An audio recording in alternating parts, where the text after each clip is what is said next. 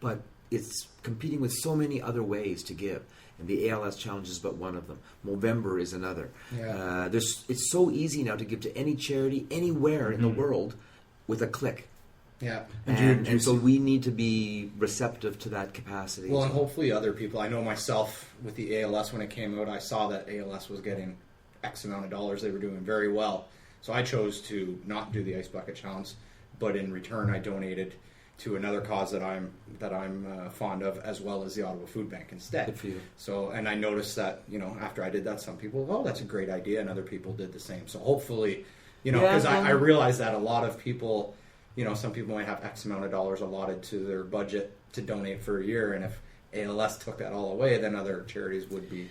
There's a fellow that we have a good consultant who's done some research into the millennial generation, and one of the interesting things that he reported back to us was that they gave a number of millennials, I can't remember how much it was, maybe $500 to allocate over the year.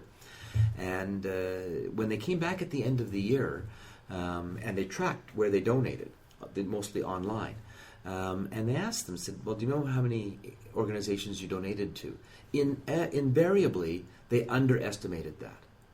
And they couldn't remember them all, because for them, they weren't necessarily donating to agencies and organizations or causes even. They were donating, that's my friend Sam's charity. Yes. They were doing it for their peers. Yeah. So again, that just speaks to the point that for them, it's just an extension of their social circles, their work.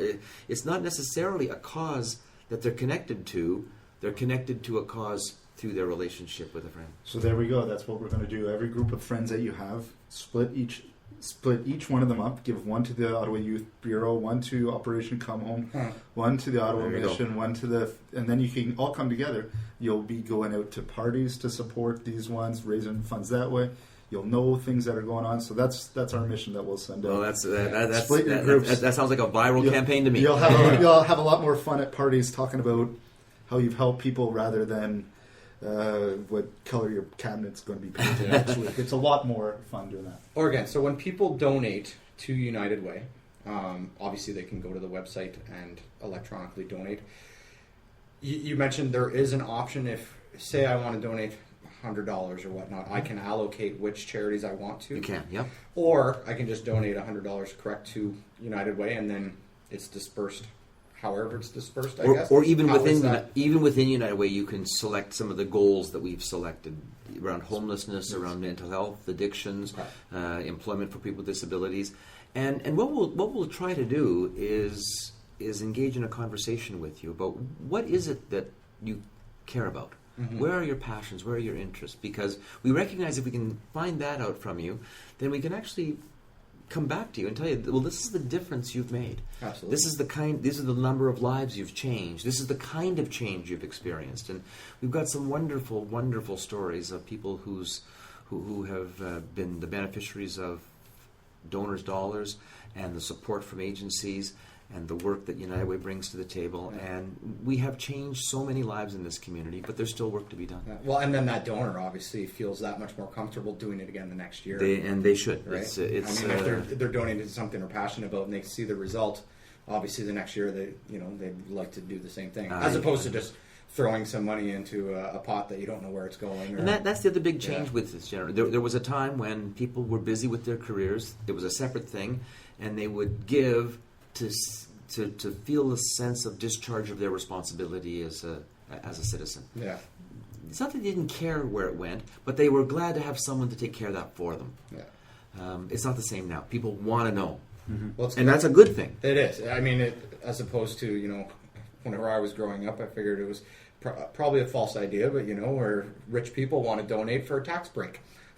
They don't care where the money goes. They donate some money, and then they get a tax break out of it, and that's all. It's nice as a tax break, but by and large, our evidence and the studies that we've seen, people don't give for the tax break. Yeah. People give. It's nice to have it, but that was my lack of faith in humanitarianism, I guess, when I was young. I'm glad you've come along. From my punk roots, I just. One great thing I saw that you did recently in November, you hosted the city's first career fair for intellectually disabled or disabled. That's a great thing. Do you see that increasing over the next few years as well? For sure. Oh, for sure. And we've done a few of them actually, but that was the first one that we had on the scale it was. And you know, it's actually a great example, Nick, of the kind of work that we do. One of the shocking things to me was to discover that in a community like ours, so well educated and so affluent and comfortable, that we ran 17 points behind the national average in terms of participation of people with disabilities in our labor market. Oh, wow. And that was a shock to me. I couldn't understand why that was until I realized that the city that is the most progressive in this regard was the city of Calgary. And the reason it's the city of Calgary is not because they're more socially conscious than we are. Their economy needs them. And we didn't have that sense here.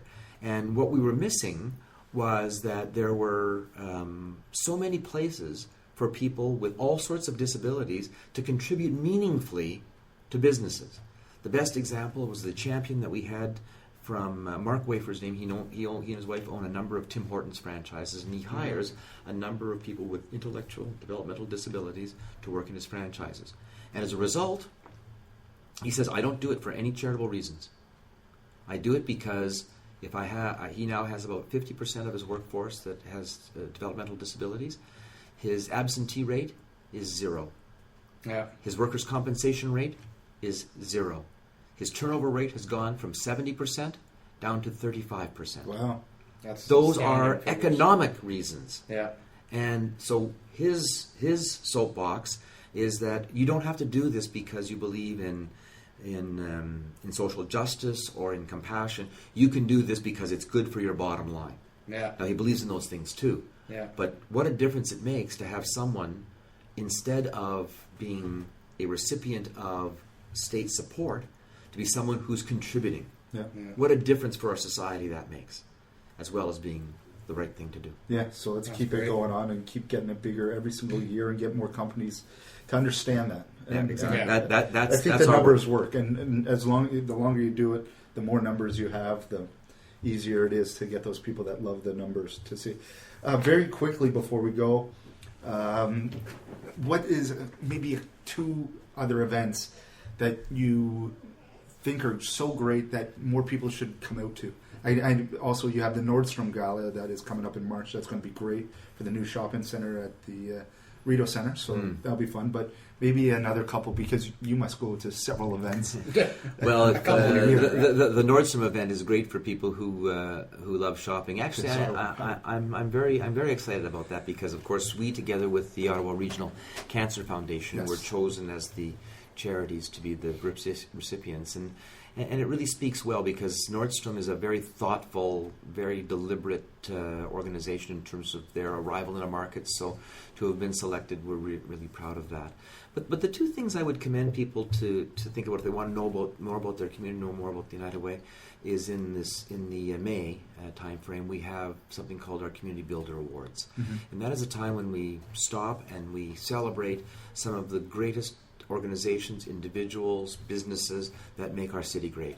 And so we have a gala where we pay tribute to those who have made a big difference in this community. And they could be organizations, they could be individuals, they could be corporations or businesses that make a contribution.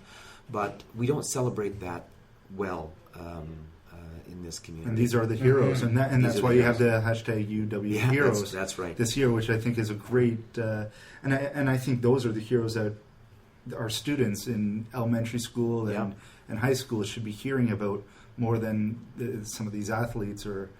Also. Well, there's nothing wrong with those celebrating those either, but this, but that's another show. Lance Armstrong. Well, this was the Wayne Gretzky episode, but Jean Beliveau was great. There you go. But notwithstanding, you're right. These are heroes, and we should celebrate them. The remarkable thing is that by and large, perhaps in those industries as well, the folks that we work with, they're not looking for any recognition. Yeah. They don't look for it.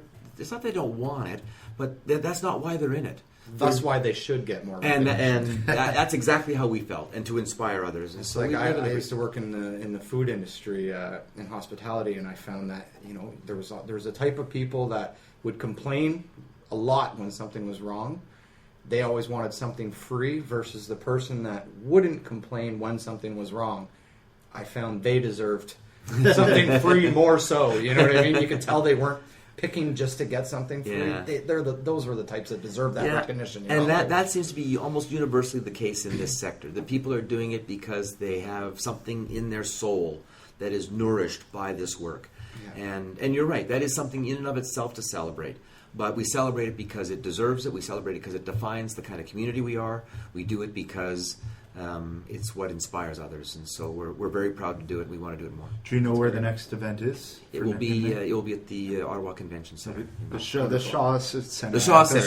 Thank you. Center. Thank you for correcting me. Well, thank you so much, Michael, for joining us here, and I hope you have a great Christmas, Yeah. and a very giving Christmas. I hope more people have learned about United Way through this interview. If we can teach one person about more of what United Way does, we've done our job. So, Well, thank you very much, Hopefully that Nick, spreads for out the more. work that you do, and we appreciate this opportunity No, very much. Wonderful. Thank you. And so next week it's our 100th episode before we take a little break, Yeah. and we have Mark Monahan. Where we'll talk about city folk and get some more. Maybe we'll find out who some of the headliners are. There you go. That's not going to happen. I don't think he'll let that leak out. I don't think he has them yet. Who knows? Oh, I'm sure they do. Oh, really? Yeah. No, okay. So events this week. Lots of holiday events tonight. Tonight on At the Wellington West. You have holiday cheers with several local shops having parties, little parties and get-togethers from 4 to 8 p.m. Of course, we can't stress this enough. Shop local. Like these companies, from 4 to 8 p.m. you get to meet the owners. They are the ones that go out to find the cool things for you to buy. So get to know your local owners. Don't, the malls are going to be the malls. They're crazy out there. Yeah. Go visit your local owners. This weekend you have the Shop 5 Makers Market. So there's going to be 3 locations in the Centertown area where you can buy more local gizmos and interesting things and support your community.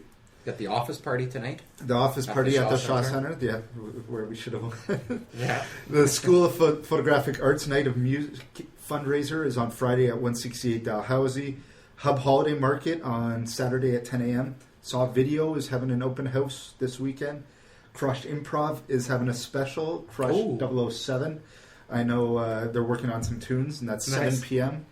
at the university. Brew Ha Ha on Raw Sugar on Sunday. So that's going to be a lot of fun. Hip-hop karaoke. Yeah. And you have Tribe Called Red's Electric Powwow on Saturday. Lots of things. Tons of Christmas stuff, too. I What mean, more you got Christmas? Nutcracker on the 14th at 7 p.m. Yeah, at the we're going to Shankman Arts Center. to that together. Absolutely, yeah. Where else? You guys. Well, there's tons. There's the candle lighting at I think that's on the 14th as well Sunday. at the Beechwood Cemetery. Yep. To remember our loved ones. Yep. That's So a great there's there's tons of. So go to apartment613.ca for all the Yeah. rest of your information. I forgot to plug them the past couple of weeks, but they're our partners as well. But we'll see you next week with Mark Monahan. Have a great weekend, Yeah. everyone. Thank And you thanks again, Mike. Thank you. Bye-bye.